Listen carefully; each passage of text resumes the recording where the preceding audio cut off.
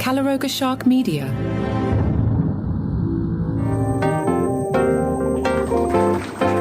Man, how about those New York Knicks? Hello, I'm Johnny Mac with your daily comedy news. I am still buzzing about that game. We're going to talk about that game. Let me just try and focus on about comedy a little bit. Adam Sandler was at the game, and friend of the show, Scott Beckett, who was texting with me after midnight. First of all, that I was even up after midnight watching the post-game show after that Knicks game the other night. Wow. Sandler was at the game, and the Athletics Review said, I feel like I just watched Uncut Gems again after the game, as the legend of the great dramatic actor Adam Sandler continues to take root. People are understanding what Adam Sandler is good at and what he's terrible at, and what he's terrible at is, of course, comedy. So many comedians were at the game. Sandler, of course. Jerry Seinfeld was on camera a lot. Jimmy Fallon. Tracy Morgan, of course. I saw a different list that said Amy Schumer was there someplace. Rainn Wilson. Chris Rock. Oh, yeah, Chris Rock was on camera. And Taylor Swift was there, being all kinds of annoying. Somebody said Taylor Swift looks like she Googles 4 seconds before a game, how do sports fans act? And then she tries to act like a sports fan. She's not good at it. Now, I see circulating on the internet pictures of Taylor from like 2014 proving that she's actually a Knicks fan, but she just seems fake. Jerry Seinfeld was at the game. As he walked out of the game, a pro-Palestinian streamer tried to get Jerry to say something about Palestine. Jerry told the streamer, it doesn't exist. I'm not going to get into all that, but the video of the incident did go viral on social media. You may have seen it. Knicks fan Tracy Morgan in trouble, having nothing to do with the Knicks. Tracy was hanging around with that guy, Marcelo Hernandez, who does one thing well and one thing only. They were on CNN and Variety's Actors on Actors. Marcelo Hernandez revealed that he got scolded by teachers for making mischief in school. Tracy Morgan said, you know who gave you that voice? No, they didn't understand you. You had a sense of humor and they couldn't control that. God gave that to you. Marcelo said, now look at, I'm getting paid for mischief. Tracy said, and they're still making a minimum wage. You know how much them teachers are probably making right now? Hernandez said, man, not enough. Tracy Morgan said, I can't stand teachers. You know why? Because they have a ceiling, a limit. That's all they ever going to be. I teach my kids, sky is the limit. You can tell Tracy did well in school because he said that's all they ever going to be. Then again, Tracy Morgan was courtside at the Knicks game. Now, if you listen to yesterday's show, you know I was kind of vamping. I had my good fastball, and then my wife came home, and then it's not that I don't love my wife. It's that my wife starts making noise upstairs because she lives here. She's allowed to live here and make noise, but it throws me off. Normally, I have the house to myself when I record, and I get kind of loose the way I am now. But when other people are around, and you know, it's distracting. But what I'm learning today is it's good that she came home because I would have used this Marc Maron story yesterday. And as I prepped the show today, I realized, oh, there's barely anything happening. Good thing I have the Maron story for length. Variety caught up with Mark, the topic, ending his podcast. Does he miss it? Marc Maron said, I don't find myself freaking out as much. I mean, it was a big haul. We did a lot of episodes. We did 2 new episodes a week. I was banking interviews. It was all consuming. And anytime you stop something that's all consuming, any kind of relationship after 16 years, there's a freedom there. I thought there would be more of a panic or more of a sadness, but that really didn't happen. Maron says he has resisted pitches to get back behind the mic. Maron says there were people that wanted to set me up somewhere or do a deal with the old catalog and do new stuff. I don't know. I don't see that there's anything really special about the format anymore. You know what's special about the format, Mark? Netflix money. Take it. And I don't see if there's any reason to compete in the format anymore. We did a thing, and the more you keep doing it, when it just becomes a job, it just kind of fades away. You'd rather not be the guy that people are going, oh, is he still doing that? Mark walked away 4 months too early, in my opinion. I kind of feel bad for him. He talked about his special Panicked, in which he joked that liberals annoy the average American into fascism. Mark said, it's a line that came to me probably a week before the special. It came out of nowhere. It was quite a gift from whatever muse I'm working with, but that was a line that kind of dropped in pretty close to showtime. There were a couple other lines. Seems to have resonated, that particular line. He said it took 2 years to build Panic, but he made some tonal changes a few weeks before the show. I was constantly shaping it. It's sort of the way I do it. I kind of keep it fluid and let new things happen right up to showtime. If you really look at Panicked as a full special, there's some heavy stuff in there, man. There's stuff in there about death. There's stuff in there about having to deal with childhood trauma. There's stuff about processing grief. But I do notice the stuff that sticks with people is lighter. How are the cats, Marc Maron? I have this problem with Charlie and Buster. Charlie wants to kill Buster. Buster's the old guy. Sam's the middle guy. And it was a lot. It was causing me a lot of problems. But I put Charlie on a new medicine. And the advice I was given was to keep them separate, but rotate them during the day. So they each get equal time in the bigger part of the house. And, you know, put one in the bedroom, one in the main house, then switch them out. It's a bit much. But now I just let them each have a floor. I think Charlie is a lot happier. I don't know if it's the medicine or the space, but he's happier, and that's good. Good news for me. There's a lot more to that interview, which is good. Here, I'll flip the cards over and tell you, because right now, I have nothing for Monday. I don't have a single story for Monday right now. So you might hear me talking about Marc Maron. Website DM Talkies. Watch Tony Hinchcliffe's special. I haven't gotten to it yet. I've got a list. I have to watch that. Josh Johnson, Hannah Berner, and Dylan in the Facebook group will remind me what else I haven't watched yet. I've been watching the Knicks. Did I mention that? So spoilers here. I'm going to spoil you. I'm going to spoil me. Let's see what DM Talkies thought of Tony Hinchcliffe's Man of the People on Netflix. Well, their subheader is, does this qualify as comedy now? And they gave it 1 star out of 5.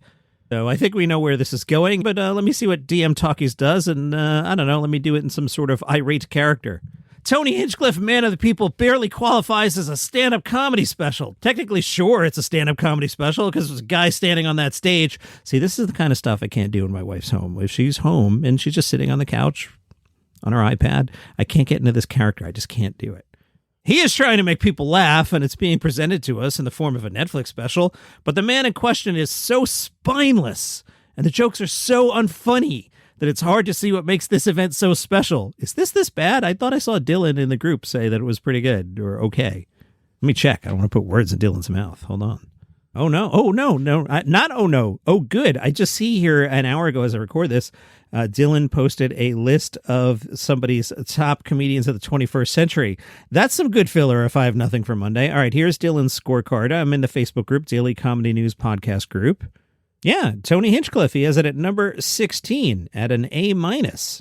So who knows? Do we trust Dylan or do we trust DM Talkies? But the man in question is so spineless and the jokes are so unfunny that it's hard to see what makes this event so special. I don't even know what to say about Man of the People because the whole thing was bad from start to finish. Even Kill Tony had its moments. Tony, in his own stand-up special, started off the proceedings with a joke about him not being gay, seeing his gun as his second phallus and wanting to put it in his mouth, not in a homosexual way, but in a suicidal way. I didn't laugh at that, but in hindsight, I think I should have filled up my quota of laughter at that point because it was all downhill after that. Well, based on that, the way that joke was described, this reviewer might be correct. I'm going to have to watch this thing. He followed that up with a crowd interaction bit where he assumed a guy's sexual orientation, objectified the woman sitting beside that guy, and then compared another guy sitting next to that woman with a mass shooter. And Tony kept coming back to those three, and every time he did it, the vibes got worse.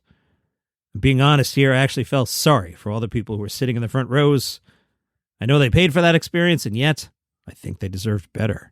Let's see. They also tell us Man of the People featured racist jokes, praise for Trump, abortion jokes. By the time Tony began praising Donald Trump for being the most amazing president of all time, I think I probably dozed off, writes the reviewer. The review ends with, what I'm saying is your jokes need to be good enough to justify the lack of theatrics.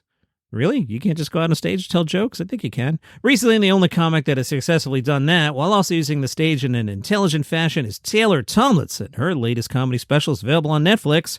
Maybe Tony Hinchcliffe and his quote-unquote fans should watch that as soon as possible to understand what a good stand-up comedy special looks like. Dave Chappelle's playing in a park later this summer, by the way. All right, we are making lemonade here today. Quick programming note. I shared a little bit about this the other day. So I'm going to try something on Saturdays for the summer. Going to do it straight, tell you why I'm doing it. If you hate it, let me know in the Facebook group or on Spotify, Daily Comedy News Podcast Group. But the way search engines are working has changed. And you used to do a certain thing called SEO to get your stuff found. And now it's kind of moving to the AI. So I have recorded a few explainer episodes. They are deep dives on a single topic. Tomorrow's is about Shane Gillis. Then the next week, Kill Tony. And the week after that, Joe Rogan. And then we'll get into some other stuff. And I'll talk about a longer plan I have there.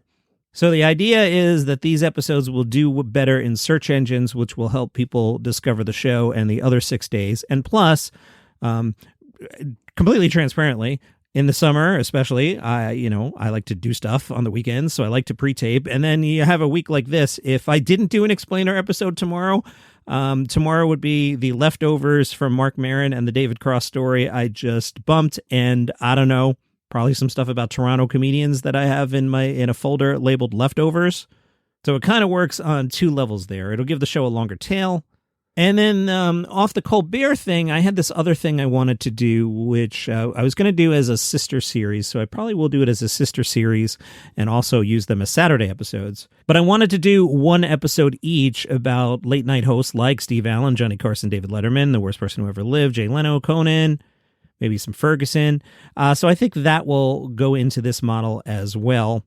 If you're a longtime listener during the pandemic, as the pandemic got longer, you may recall, especially in January, I was doing things like that. I did a 4-episode thing about Letterman at one point and started doing deep dives on just like Sam Kinison stories, things like that. So this is kind of that, but a little more focused to get the search engines to like the show better. So that's what's going on. That'll be tomorrow. And with that, it is time for the comedy stock market.